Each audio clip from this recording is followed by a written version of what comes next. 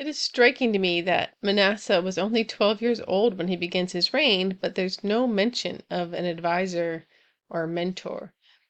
Hezekiah, when he was going to die, cries and asks to live longer. God gives him 15 more years and apparently an heir.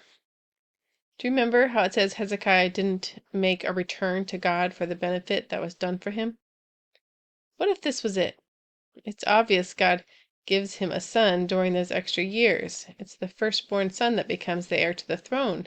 This son was a gift from God, though all children are. Manasseh becomes one of the worst kings ever. He's not trained to follow the Lord.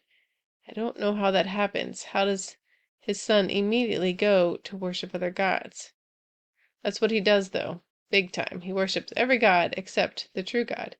He defiles the temple, and God pronounces how disaster will come on Judah because of his great sin and how Judah has followed after him into idolatry.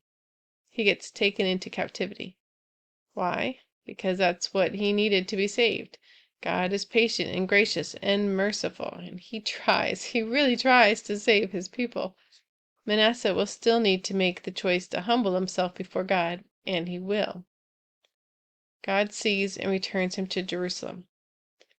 Wasn't too big a thing for God to somehow get Manasseh out from Assyria after he had been captured and taken away.